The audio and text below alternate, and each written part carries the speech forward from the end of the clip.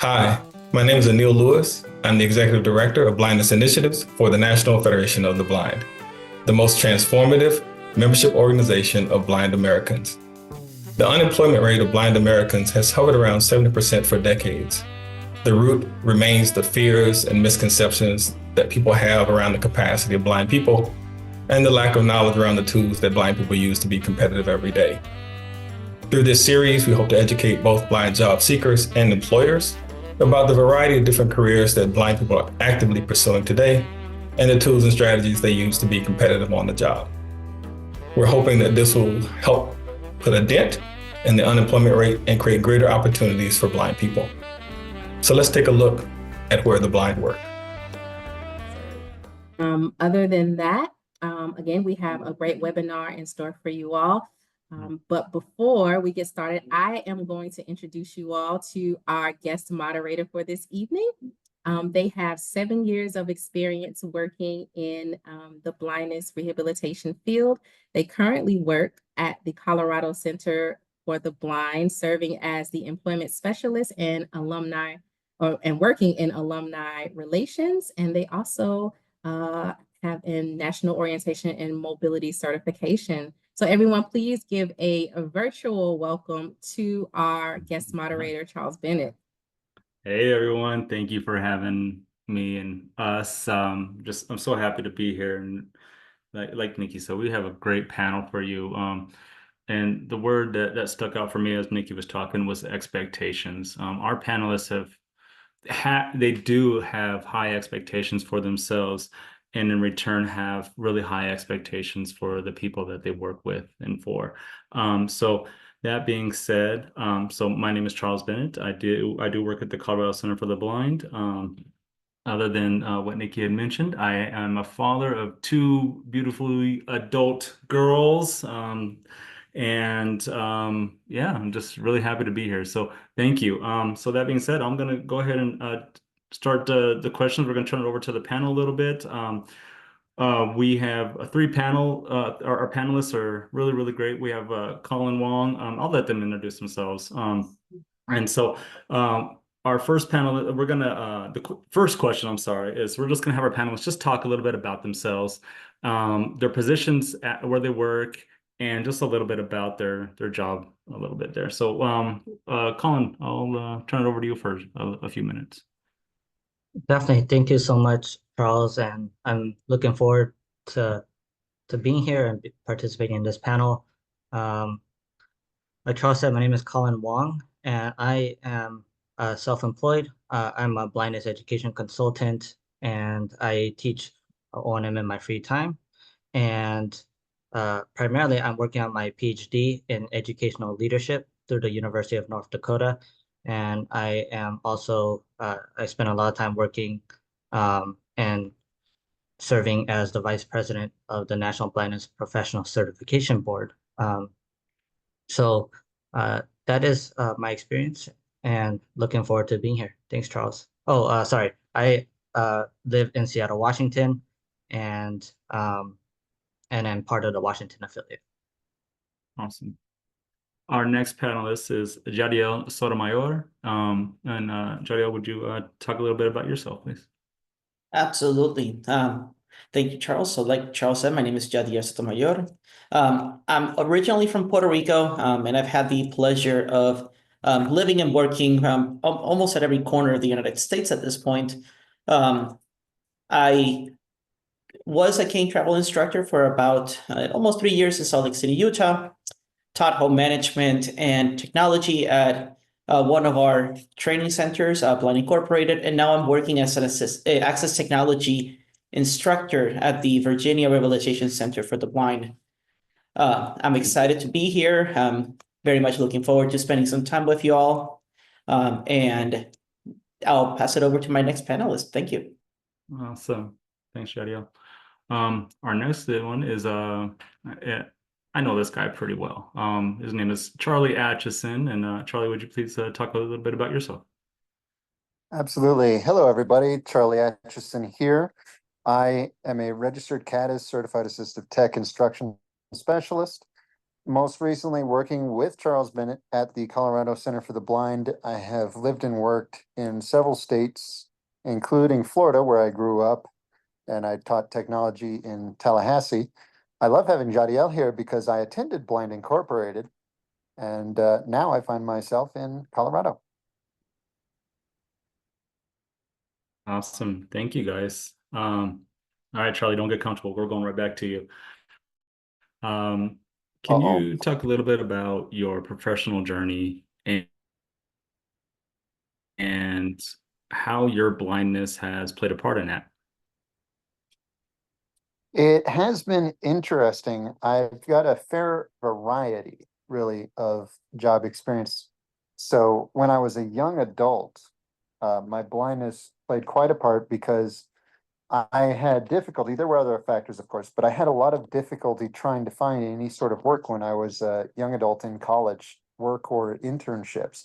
It just didn't happen. And unfortunately, there is prejudice and misconceptions out there. So I experienced those in a few interviews that I've had over the years. But where it's really been interesting is that I was not fully sighted. I was low vision until I was a teenager. And until that point, I was kind of average with technology. Then I lost my vision. And of course, as some of you know, you lose your vision and you have to relearn to do computers. That didn't go so well for me. I was terrible with technology, ironically enough. So one day I went to Blind Incorporated and got proper training on technology, and now I find myself teaching it. So in a way, going blind really hurt my professional development early on, but now it's the direct cause of my entering a field in which I'm quite happy. So I've made lots of connections through the NFB and other organizations, of course. My first tech job I actually got because I went into a lighthouse in Florida. I was there to get some Braille playing cards. And while I was there, I was unemployed at the time, long story, and was talking to them because I said, I'm unemployed. I'm trying to find work and it's been difficult. Do you guys have any resources for this area? And so I found out that they were hiring for technology at the time, and we were just chatting about my training at Blind Incorporated and my other job experience doing things like substitute teacher, tuning pianos, working for FedEx, things like that, contact specialist at a call center. But I noticed as the conversation went on that she kept circling back to my training at Blind Inc. And she goes, well, we're looking for a new tech instructor. Would you like to do the interview? All because I went there to get some Braille playing cards. I found myself in this field. Awesome. Thanks, Charlie. Yadiel. I was born what my parents lovingly said, low vision. Because of that, in the Puerto Rico system, I had quote unquote, way too much vision to be taught essentials like cane travel, access technology, Braille, all key things that you need for employment. It wasn't until I was in my first year of college that I realized how much that impaired me. And it was a struggle. College was very much a struggle because I didn't have the skills to deal with any of that. Fast forward a few years, and I graduated from college with a absolutely horrible 2.9 GPA. It was sad. And I had the opportunity to, after college, attend the Louisiana Center for the Blind. Now, in my college days, I graduated with a bachelor's in teaching English as a second language. And I walked into the classroom for my first day of my apprenticeship, and I walked out. I realized real quick that I did not want to teach young kids, especially in a classroom setting. So I found myself kind of drifting, but I was going to Louisiana Center for the Blind, so at least I had the next 9 months planned out for me. And it was during the Louisiana Center for the Blind, during my training there, that I got the opportunity to work in their summer program. And that's when I realized how much I enjoyed working. As soon as I graduated the Louisiana Center for the Blind, I enrolled in Louisiana Tech University to get my master's degree in rehabilitation, teaching, and counseling and guidance. Now, for those that know me, they know that I'm pretty indecisive. So I didn't know what I wanted to do. I didn't know if I wanted to be a rehab teacher, cane travel instructor. So I did all of them. I got all 3 certifications at the time offered by the NBPCB. It was definitely a journey. I do not recommend doing it as fast as I did. I graduated in about a year and a quarter with all 3 certifications. I don't recommend that. But I graduated with a 3.9 GPA. So that right there showed you the value of the training. I was a much better student. And because of that, I was able to land a job in Salt Lake City, Utah. Worked as a cane travel instructor for about almost 3 years there. Absolutely loved the cane travel aspect, but unfortunately, I started noticing that my hearing was going south. And at this point, I already wore a hearing aid on one ear. So hearing loss in the other ear was it's starting to affect me quite a bit. But I didn't want to leave the rehab field. So a co-worker back then, and she moved to Minnesota to be the director of Blind Incorporated, and she heard that I was looking for a transition. So she gave me a call, and I'm like, and she's like, "Hey, why don't you come work for me?" And I told her, "Jen, there is no way I'm going to be teaching cane travel in Minnesota. It is way too cold out there." And she's like, no, I was thinking more home management. So I went, got my interview, and started teaching home management shortly thereafter. Did that for about 3 years, and then a position opened up as the communications instructor and lead instructor at Blind Incorporated. So my job was not only to teach technology in Braille, but to work with the recent staff to make sure that they got training and they got support. Unfortunately, due to circumstances outside of anybody's control, Blind Incorporated was forced to shut down in December of 2023.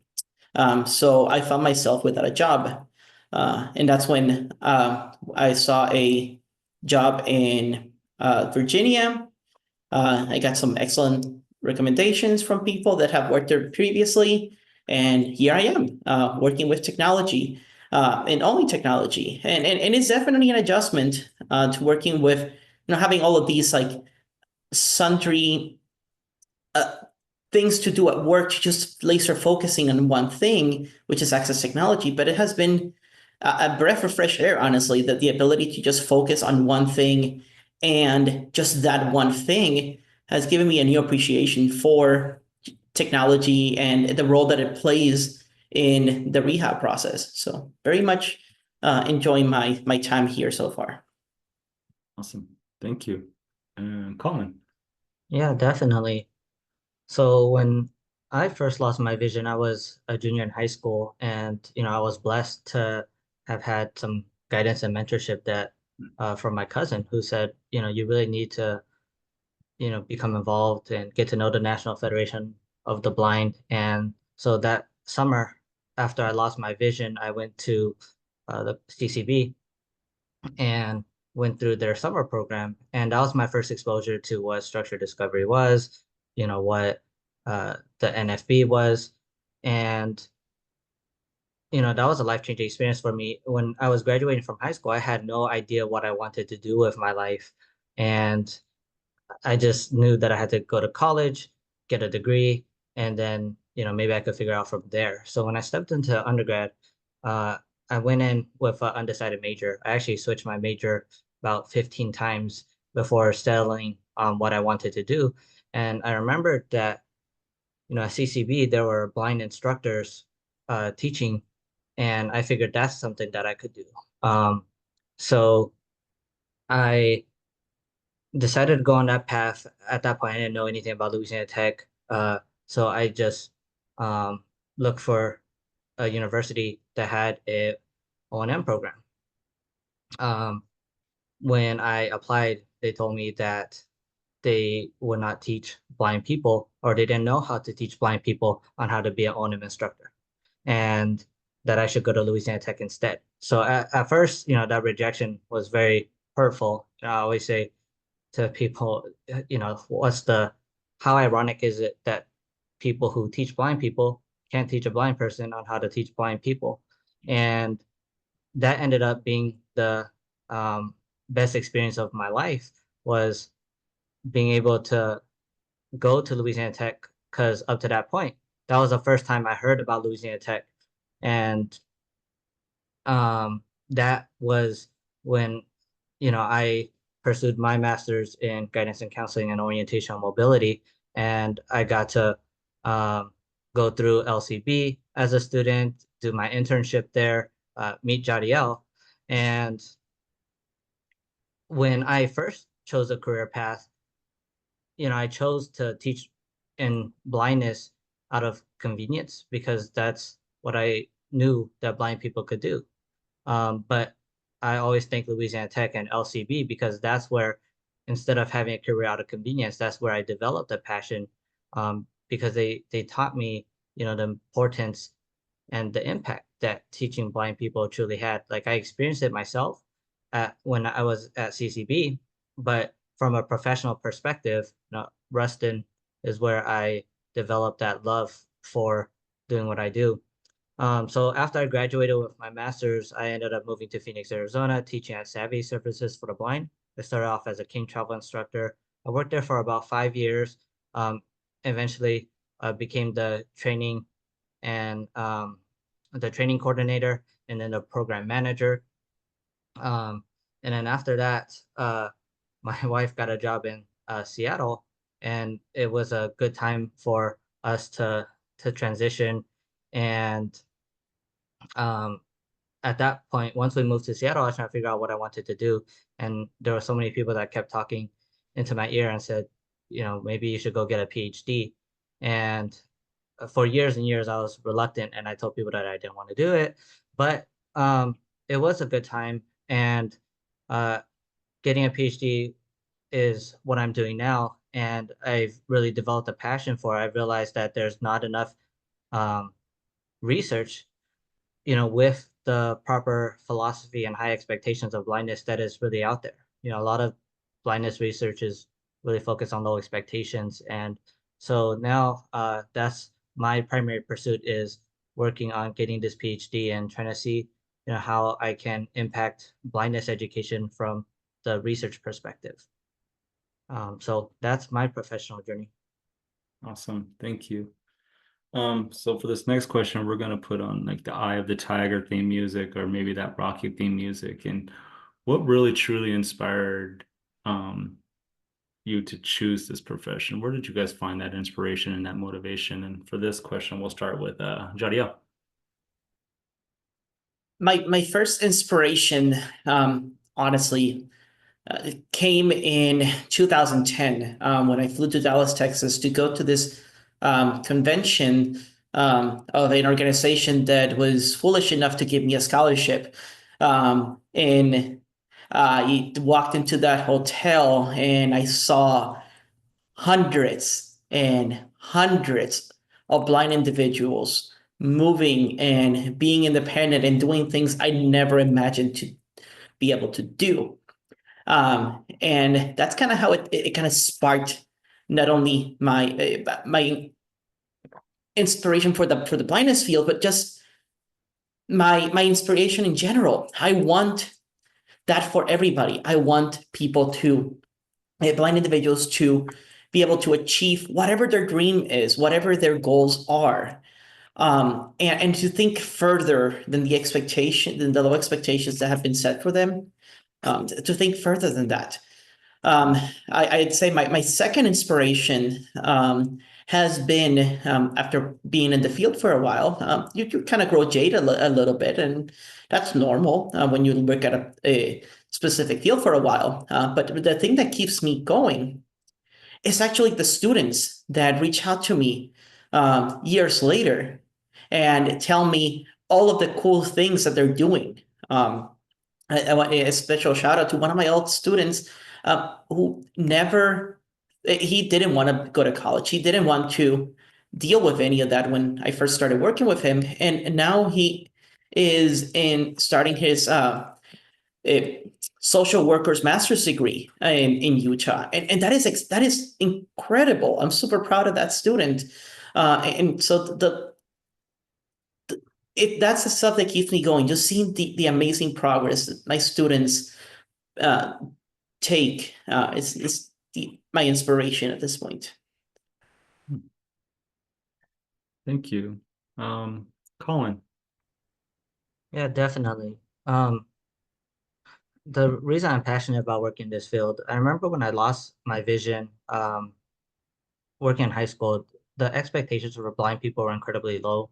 I remember that after I lost my vision, I didn't know how to do trigonometry anymore. But that was the class that I was enrolled in.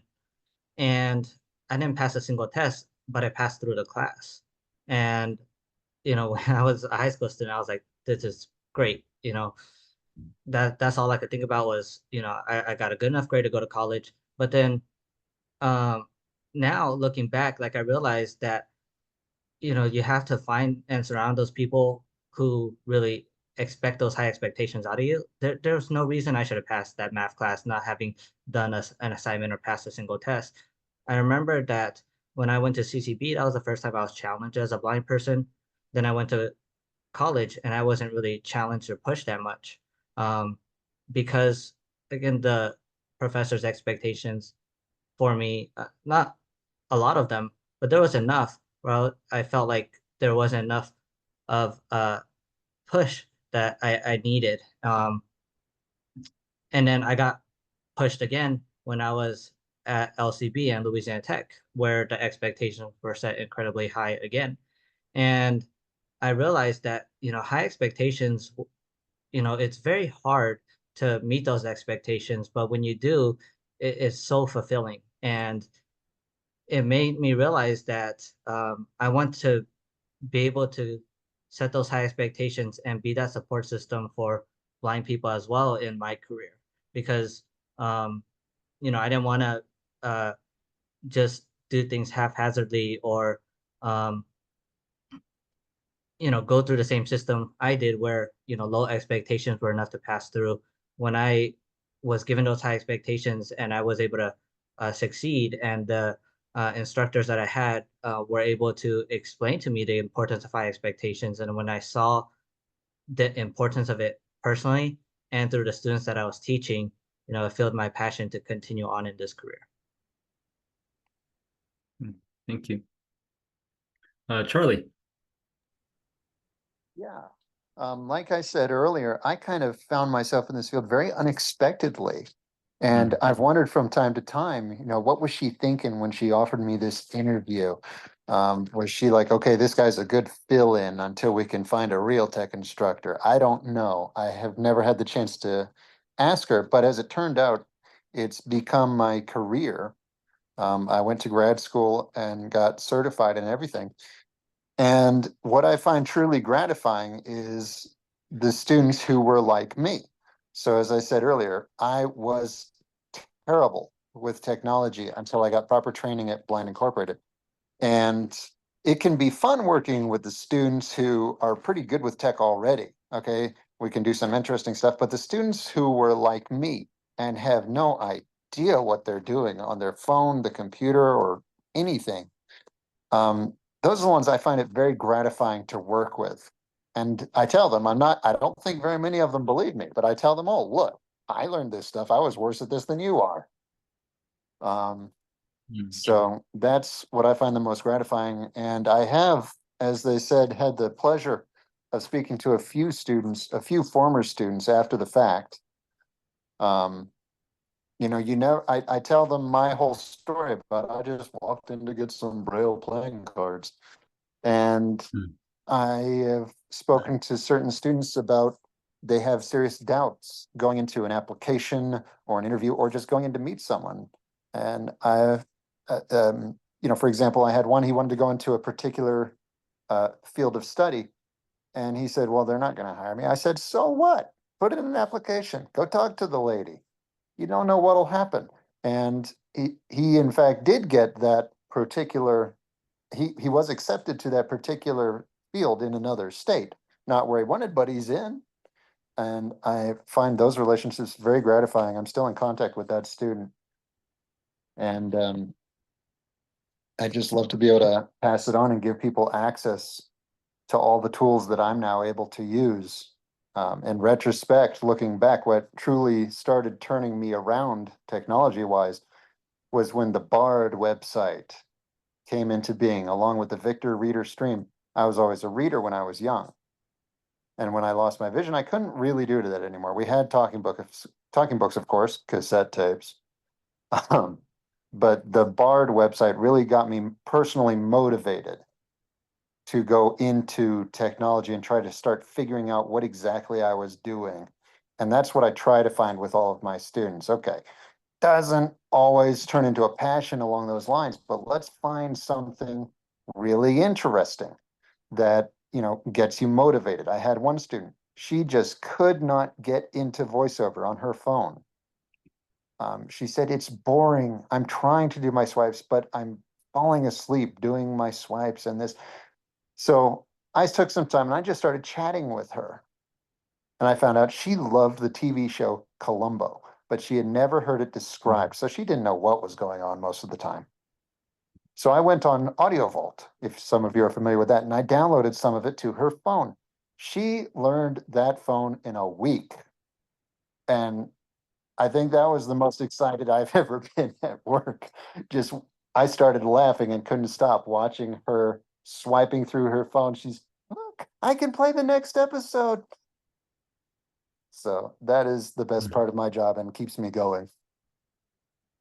Thank you, Charlie. Thanks, guys. So this next round of question for this next round, we'll start with Colin. So, can you describe a unique challenge you have faced in the workplace as a blind professional, and provide some examples of how you have adapted and overcame those challenges? I almost combined those words. Adapted and overcame those challenges.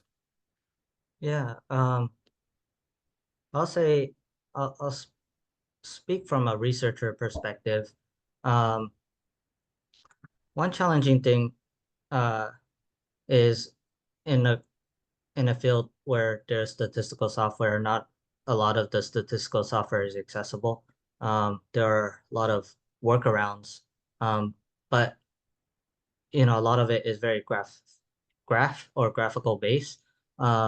So that's where I have the most accessibility challenges is trying to navigate, the inaccessible statistical software. Fortunately, there's one now that is somewhat or the most accessible, which is R. But if anyone's going to research, understanding that there are some software that may be used in your university or wherever you may be doing research that may be inaccessible. But that's my biggest barrier. Thank you. Let's go, Charlie. Yeah, I'm sure we've all experienced some technology setbacks in the workplace, partly because technology changes all the time. I'm sure those of you who have taught any kind of tech lesson have had the fun of starting a lesson with someone and going, oh crud, they changed the menu in the last update. And sometimes there's things like graphs and stuff, but one of the more interesting not accessibility exactly, but situations I've ever experienced was when I worked at FedEx as a package handler, just throwing boxes around, pick up the box, set it on the conveyor. And what was really interesting was my cane.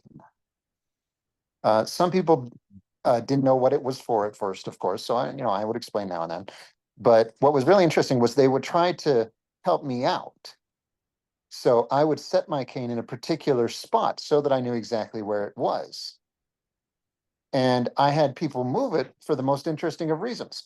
Usually some variation on, they would say, well, you kept stepping on it. I was afraid you were going to trip. And I tell them, I step on it. I put it there on purpose so that I will step on it. It helps me keep track of where I am. But one of the most just dumbfounding conversations I had came about because sometimes all the packages would get jammed on the conveyor. There'd be something get stuck and then there's a pile up. And we had these, I want to say 8-foot long metal poles we would use to unstick the jam, but they weren't always available. So one guy came up to me and he said, can I use your cane? I said, no. He said, and his response was, but you're not using it. I had to go into this whole bit about this, not what the cane is for, and it's gonna break if we do that. So no, I don't think so. But I've had a few different experiences so far as blindness causing issues in the workplace, but that's the one that always stands out to me. Thanks, Charlie. Yadiel.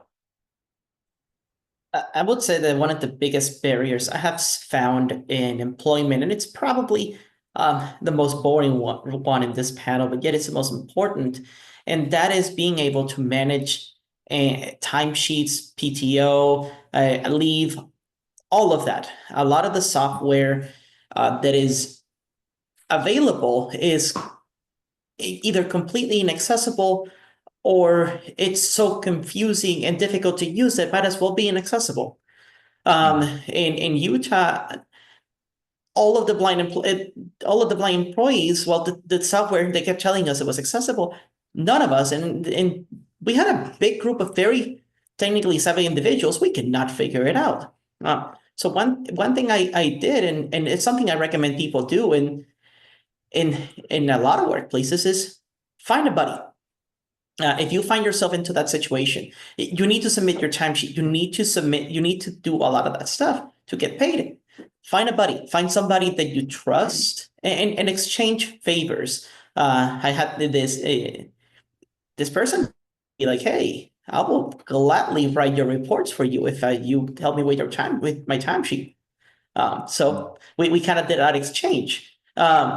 And so, don't be afraid to make buddies, but also don't be afraid to kind of rock the boat a little bit because that's how change happens. I'm very fortunate right now to work in a place of employment that a lot of that software is accessible.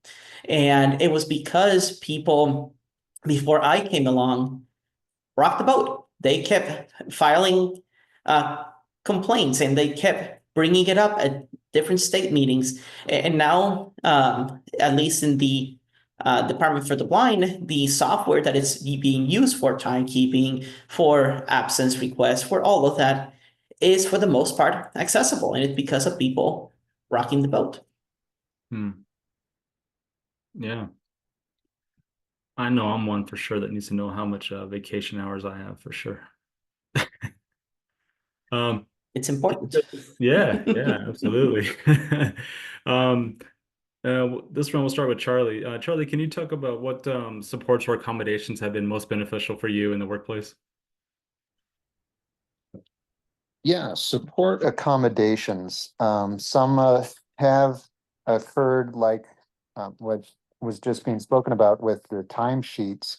Had to get a little bit interesting with some time apps for my previous jobs. When I worked at FedEx, I would ask someone, can you help me find my time card so I can stamp it? They're probably the only, that particular facility is probably the only place in America that still uses paper time cards that you punch. But so far as accessibility support and whatnot in the workplace, when I do an interview, or when I have done interviews in the past, I would generally say to the interviewer, if it came up, for those of you who aren't aware, it is actually illegal for them to ask you about your disability, even in terms of accessibility questions. But depending on how the interview was going, I'd say, obviously you can tell I'm blind. If you have any questions for me, go ahead. And they'd always ask, what accommodations might you like? And I'd tell them, well, I can put a screen reader on the computer. That's no problem. But what I need when I'm getting started is just a little bit of patience while I figure out the system. I need to figure out how things go because I can't just point and click. You know, it takes a little bit more than that, and I will be very good at it once I figure it out. But in the beginning, I need just a little patience to figure out both the system and, frankly, how to get around the building. I got to learn the ins and outs. And I found that telling people that in interviews did work out for me in those jobs where I was hired. A few different places I've done partnerships. I'm not even sure that this counts as accessibility support, but I worked in the AmeriCorps program teaching at an elementary school. And when I had to do particular things, I would ask a coworker, you know, can you work with me? This has a visual presentation and I can't, you know, I don't know which of these cards is which. I can't braille them on my own. Sometimes I asked, you know, can you tell me what this is? I'm going to braille it so I can identify them. Other times we didn't have time for that sort of thing. So I say, can we do this together? And you can just tell me while I do the presentation. Hand me the card. Okay, cool. So those are the types of support that I found the most beneficial over the years. Awesome. Thanks, Charlie. All right. Colin, did you answer this question? I'm sorry. No, not yet. Okay, Colin, please answer the question. No, Thank you. no worries. I'm trying to think because, you know, when I graduated, I worked at Savvy Services for the Blind, and um, I was debating about this when Charles was speaking. I worked at a place that was very accessible, and I think a lot of times the best accommodations are the ones that are already built into the workplace. And one thing that I think about pointing out, because it's not everywhere, but it is important. But one accommodation that they provided for everybody was if you did need to go to a location, like you did need to see a student who was not at the center, they provided a driver or Uber/Lyft. And it hits me right now on how important that really was, because there are places where, that is not the case, where you have to figure out your own transportation to get from site to site. And in a lot of times it is accommodation that you could ask for in the workplace. But I would, from my experience, that is one of the more challenging accommodations to request.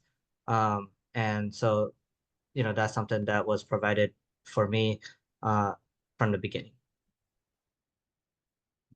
Thank you. This next question I really love. Can you talk a little bit about we'll start with Charlie. Some alternative techniques you use to perform your job duties successfully. That's an interesting question. Alternative techniques. I'm honestly not sure. With accessibility, I have been in situations where a website was not accessible, and I basically had to memorize how many times I have to hit this key in order to find this particular link, because in the one I'm thinking of, every time you did something on this page, whatever quirk of coding was in it caused JAWS to start reading the whole website from the top every time you pressed any key on the keyboard. I have no idea what's up with that. But I basically, as I said, memorized. Okay, I'm going to use the find command. Let me type in this term, hit F3 2 times, and I know I'm on the right link. It's not saying it to me, but I know that that's where I am. Okay, now I need to find the form field. So I used that as my tool in that situation. In other situations, I mentioned earlier, I've done what to us as blind individuals is very common alternative techniques, using things like Braille and whatnot. But that pretty much covers most of my experience with alternative techniques. Otherwise, when I worked on tuning pianos, it wasn't so much of an alternative technique in my mind, but it always struck the people I work with the way I would count the tuning pins and just follow where I was and what I was doing in the process, by just counting and or feeling my way along. Mhm. Okay. Colin. Yeah. So yeah, I use a lot of various accessibility or access technology in what I do. I use JAWS. Every once in a while when JAWS doesn't work, I use NVDA, VoiceOver on my phone. And then, you know, uh, just a quick side note is, I do have my NOMC, and well, everything that I do teaching is non-visual. And so it's hard to, select certain things, but I guess my whole career is focused on doing things non-visually. So that'd be my example. Yadiel. I say for me, and this is gonna surprise a few people, just because Braille has not been my strongest suit, but it's have been always having access to a Braille display, specifically a Braille display that can take notes. I did not realize how much that was gonna help me in my job, until I had access to one in Utah. From doing things such as taking quick notes of of an address that I found while on travel to send another student to being able to read messages from the office while I was out with students on travel. It proved incredibly valuable, so much so that every single employer I worked with, including the one that I have now, I always ask whenever the talk of what accommodations you need in the workplace happen, is I always mention a Braille display with some sort of note-taking capability. I am not a big fan of note takers themselves. I don't want the speech. I don't need the speech. I just want the Braille and the ability to scratch up some notes. Because if you think about it, a lot of sighted people, that's what they grab a pen and they grab a piece of paper and they just scribble on it. And sure, I can do that with a slate and stylus, and I have one on my desk at this very moment, and I use it all the time. But because I learned Braille so late in my life, I am not the fastest slater, but I am a very fast typer in Braille. So that's what I use, and I use it all the time. And it's one tool that I'll say that if I were to find myself without a job and without access to a Braille display, I'm going to save up my pennies and get a new one ASAP, because I'm going to miss it immediately. Yeah, awesome. So this will be our last question for the evening, guys, and thank you again for answering all these. And then we'll open up the floor for some questions. So, Colin, what role do you think that what role can employers play to create a more inclusive workplace for people with disabilities? Yeah, definitely. To me, the important thing is understanding the individual and what their specific needs are. Every individual has different access needs. You might have two people with the same exact level of vision and uh, same ability, but accommodations is a personal decision, and one person might prefer large print, the other Braille. So it's important that an employer understands the specific individual needs of the individual rather than making assumptions based on what their preconceived notions about what their abilities are. Mm. Jariel. In addition to what Colin said, which is extremely important, I would say is having an employer that is willing to listen to their employees, specifically the disabled employees. I'm right now working, my supervisor, she is a completely sighted person. But whenever there is a accessibility issue, whenever there is a problem from doing our work, she doesn't assume anything. She listens to us, because at the end of the day, we are the experts on blindness. And so it is incredibly important to have that in the workplace. If not, it's going to be an uphill battle. every single time. So if you can find yourselves in a workplace where they invite you to the table and they listen to you and your life experiences, you're going to have a great time working for that employer. Awesome, thank you. And Charlie. Yeah, I'm gonna have to take the easy route and say that having potential employers let go of their preconceptions or their assumptions is the biggest deal. I do not think I'm exaggerating at all when I say that every job for which I've ever interviewed, let's give it the benefit of the doubt. Let's say most jobs that I've ever interviewed for, I did not get because of something to do with my being blind.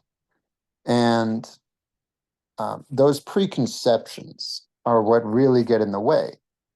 And I would love to have employers not embrace those and just give these potential employees a chance, not assume there's going to be a problem until there is one. That's the biggest thing I've seen in the workplace. Yeah.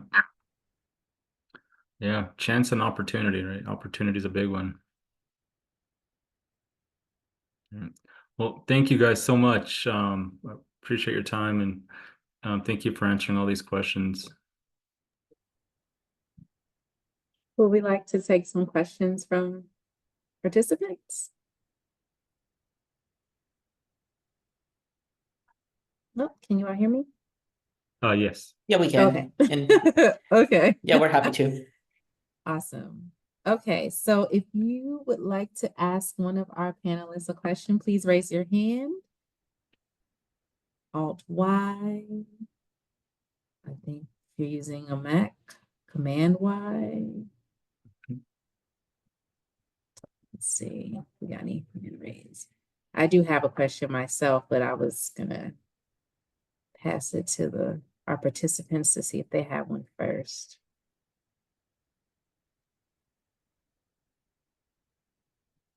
Okay, so no questions at the moment, but I do have a question.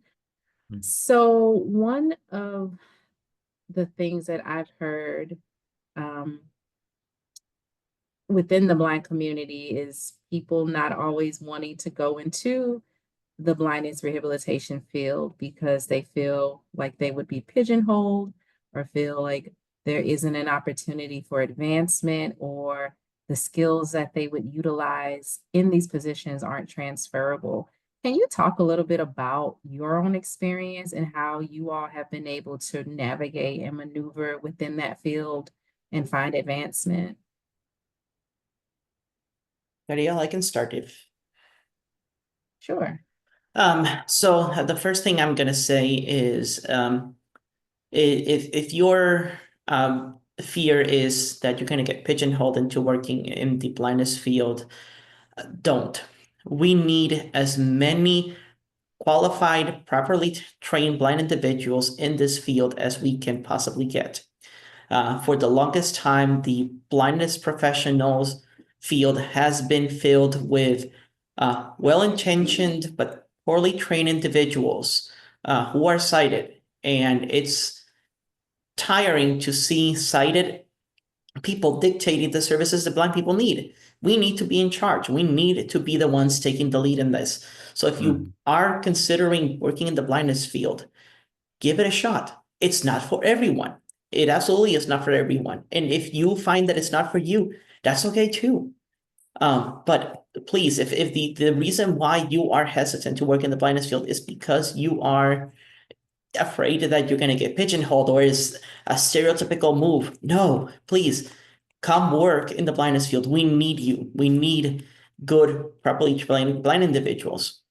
And in terms of the skills of, honestly, at this current moment, a lot of the state agencies that I've worked with and in private sector too, they're way more demanding than a lot of employers out in the, in other areas.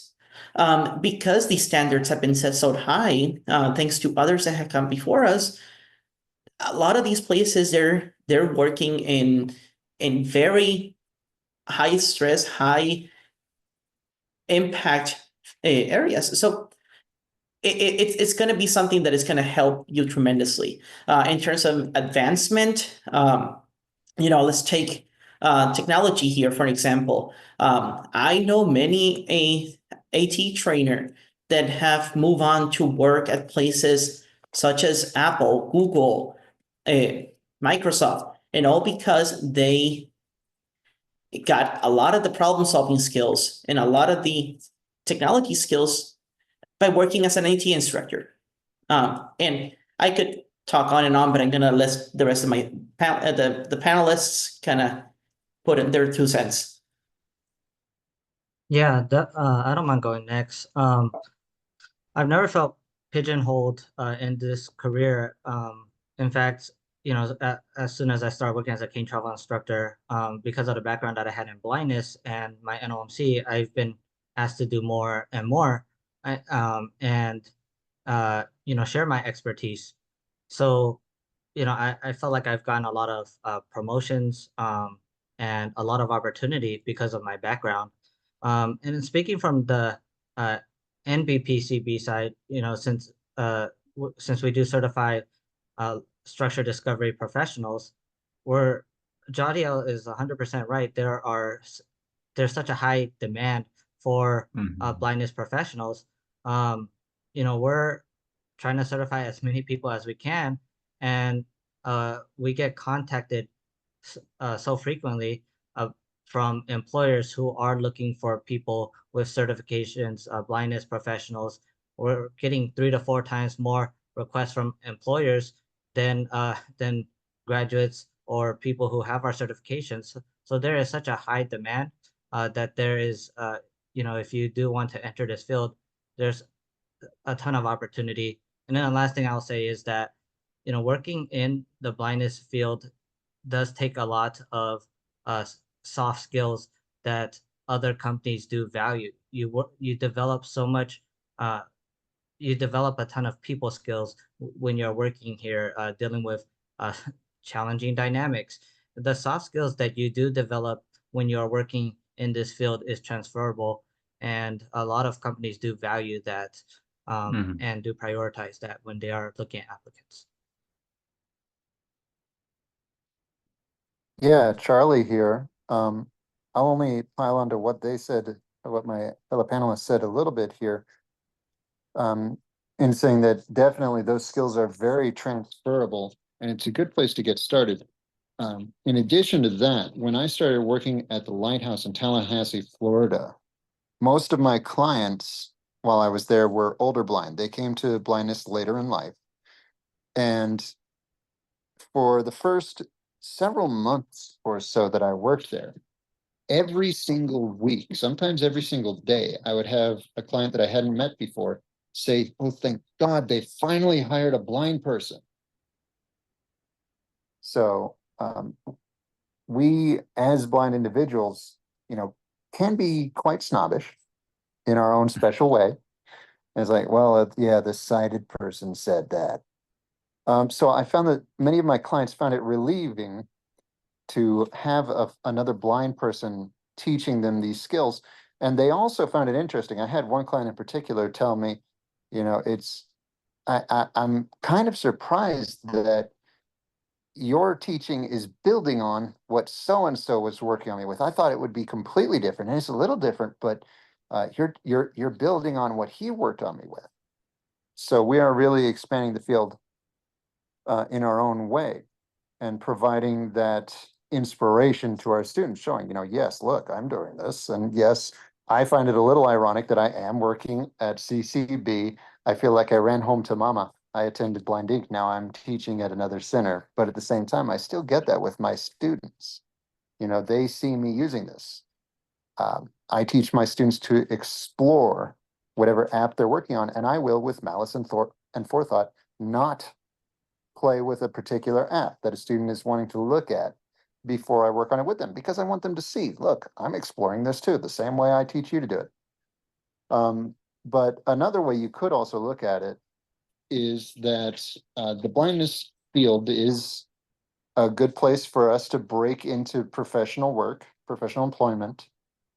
Very much in the same sense, it makes me think of a lot of my family came from Ireland in various generations over the years. And a lot of them had difficulty getting work in America because nobody wanted to hire the Irishmen. So they hired each other. They started their own businesses. And in a sense, that's kind of what we're doing. We're expanding the field ourselves. And as was mentioned earlier, we definitely need more doctorates doing research in this field to expand it from our perspective. So even though it is an existing field, we're really breaking into it. We're branching it out. We are expanding on it. So we definitely need more blind people in the field of blindness.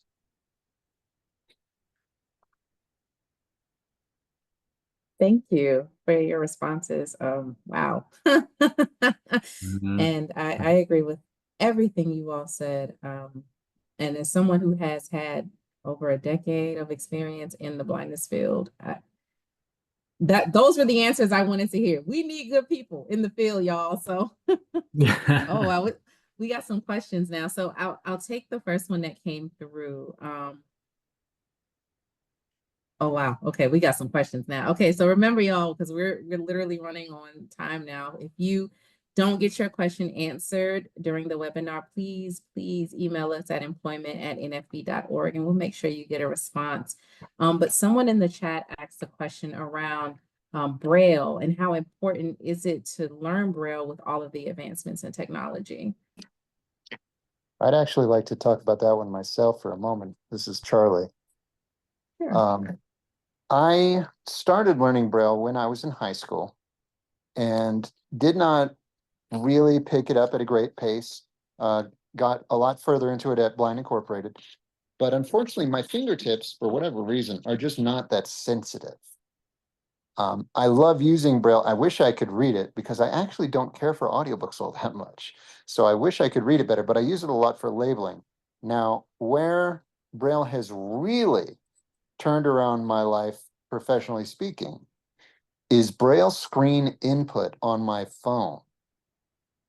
So sometimes you don't have a keyboard handy, or you're in a situation where you don't want to be clacking on a keyboard. They are getting more silent, let's face it. But a lot of the time, it's just not convenient to have a laptop or a keyboard or something there. And I have found that it is very useful on my phone to be able to type with Braille screen input rather than a touch screen keyboard or even a physical keyboard. It's very much a matter of convenience. It's saved me a lot of time. I don't have to switch keyboards constantly to put in my passwords. You know, they all require numbers and characters these days, punctuation marks and whatnot. And I've also found that it's very useful, especially on the fly, but in general, when I'm on a phone call. I wish I could use it to control keypads when you're dealing with those phone menus, but even though that's not an option, when I'm on a phone call, I am able to open up notes and type using Braille screen input. I'm sure many of you have had the joys of trying to type with a touchscreen keyboard while someone is speaking to you through the phone. It just doesn't work. But with Braille screen input, that's not a problem. Yadiel, I want to just everything that Charles has said about just Braille screen input. Absolutely everything. And in fact, a small advantage of having hearing aids that connect to your phone is that you can type in Braille screen input and not have, and you can hear voiceover on your hearing aids, and nobody will know. But the other reason why it's in Braille specifically extremely important in the workplace, and especially if you decide to go into any technology area, is you want to check your code. And the easiest way to check any code, whether you're working with Excel or working at a Fortune 500 company and Google, Apple, you name it, is being able to check your code with punctuation, making sure that you have closed up the brackets, closed the parentheses, put in the commas in the right place. It is incredibly useful in that scenario. But even if you're not going to be in the technology field, man, spelling dictation is amazing. But there are so many words that sound alike, like red and red. And the only way you can tell if it's If you're sending your boss that you read the book instead of the book is read, is by checking it with Braille. So please learn your Braille. Yeah, I agree with this is Colin. I agree with both Charles and Yadiel. Braille is still a fundamental skill. Even though computers are taking over the world, including in the classroom, sighted kids are still learning how to write and how to read print. Is not all on the computer. So it's important that if we're blind or if we do have blind kids, that they are learning the importance of Braille as well. Sighted kids are not giving up reading and writing on the paper. Mhm. Thank you all for those responses, and thank you for that question in the chat. Really quickly, because we are running against time, we're a little over. I just wanted to mention that as this meeting ends, there will be a survey that pops up. I encourage you all to take the survey and give us your feedback. Let us know how, if this webinar was informative, if it changed your perceptions around, what you could do as a blind person in this particular field. And we just love your feedback, because then we get to continue to improve on the events that we offer you all. So before we close, though, I wanted to, thank Charles for moderating this evening. I wanted to thank all of our panelists, Colin, Yadiel, and Charlie. But I also wanted to give you four gentlemen an opportunity to leave any final words with our audience before we close tonight. I would just like to go back and answer that question about the certification. One thing, if you look at it in this aspect, and Yadiel could really speak to that, he holds a lot of certifications. Just like any company, that just invest in yourself, learn those skills, learn the techniques, and think about it as an investment in yourself to get that advancement in your careers. Thank you everyone for having us, and that's all I have to say. Yes, I'll go next. I would say if you learn nothing from this presentation, learn this. You never stop learning. When you go into a workplace, school might be over, but you're still going to be learning a lot. So be open to learning. Be curious and always looking for new things, trying new things, experimenting. And are you going to fail sometimes? Absolutely. But failure is just yet another learning opportunity. So please don't let that curiosity die. Learn and be open to new experiences. Absolutely. This is Colin. Find a blind mentor or someone you can really trust, who really pushes you more than you think that you can achieve on your own. I know that I've gotten to where I'm at because of all the blind mentors that have guided me along the way. And, a blind mentor, well, so if you are entering a new career, maybe that blind mentor has already done it and you can rely on their guidance. And if no one's done it before, then your blind mentors will support you as you figure it out along the way.